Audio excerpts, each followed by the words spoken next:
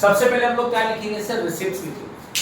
Receipt मतलब पैसा किधर से आएगा सर? पैसा कंपनी तो बंद हो रहा है, कहां से पैसा आएगा? एसेट्स को बेचकर।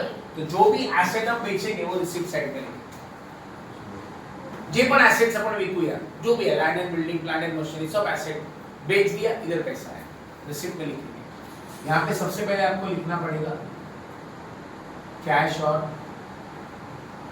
बैंक बैलेंस, कैश और bank balance as per balance sheet, as per balance sheet. मतलब cash and bank balance already आपको बैलेंस शीट में दिया है, वो यहाँ पे लिखना है।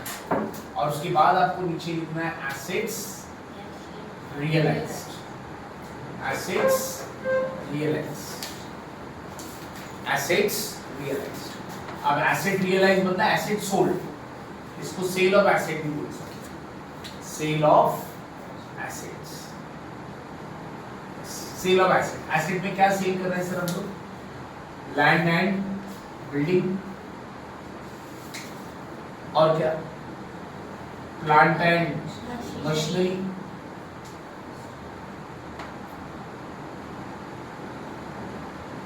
उसके बाद furniture, investment, debtors, stock. Okay, ये सब आपका एसेट सोल्ड हो गया और एसेट सोल्ड का टोटल बाहर आ जाएगा। अच्छा, एक चीज याद रखना, यहाँ पे हम लिखेंगे सिक्योरिटी रियलाइज्ड। क्या लिखेंगे सर? Security realised. और इसमें से हम माइनस करेंगे सिक्योर्ड लोन।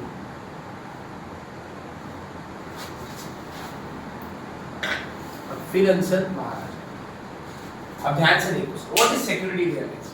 समझो समझो समझो, मैंने कोई सिक्योर्ड लोन निकाला। अब सिक्योर्ड लोन दो टाइप का होता है, फिक्स चार्ज, फ्लो। मैं यहाँ पे फिक्स चार्ज वाली बात कर रहा हूँ। किसकी सर? फिक्स चार्ज वाला हम यहाँ पे पे करेंगे। मैंने आपको अभी बताया, पहले हम फिक्स चार्ज पे करेंगे, है ना? पहले सिक्योर्ड पे करना है। सिक्योर्ड में दो है, फिक्स चार्ज और फ्लोटिंग। तो हम लोग पहले फिक्स चार्ज पे करेंगे। किधर से पे करेंगे sir? Security realised. What is security realised? जो अपने गिरवी रखा रहेगा ना, जैसे अभी हमने लैंड एंड बिल्डिंग गिरवी रखा है, तो लैंड एंड बिल्डिंग के वैल्यू में से वो लोन माइनस, और माइनस करके जो बचेगा वो बाहर आ जाएगा। Clear with this? अब एक एग्जांपल देता हूँ। समझो कि ये लैंड एंड बिल्डिंग है, मैं इसको रफ कर देता हूँ। लैंड एंड बिल्डिंग मैंने गिरवी रखा हुआ है, और लैंड एंड बिल्डिंग गिरवी रखकर मैंने लोन लिया है, बैंक से लोन लिया है। क्लियरली मेंशन किया, bank loan secured against land and building. मतलब क्या?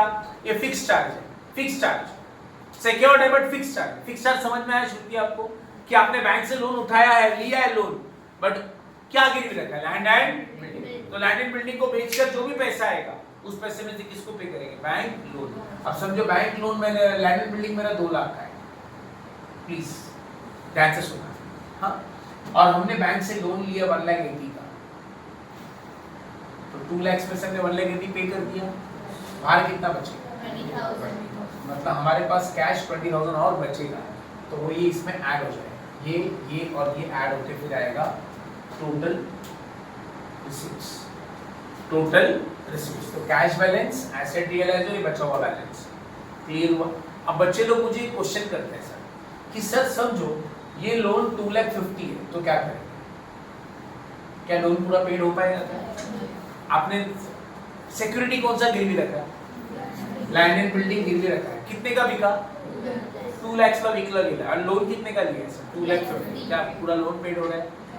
मतलब 50,000 ये अभी भी हमारा लोन बाकी है। तो बाहर तब नहीं लेना है, बाहर वैल्यू नहीं लेना है कभी, बराबर है? अगर लोन अगर पे होना बाकी है तो बाहर वैल्यू नहीं लेना है। इस 50,000 को हम क्या बोलेंगे मालूम है क्या? Unsecured creditors.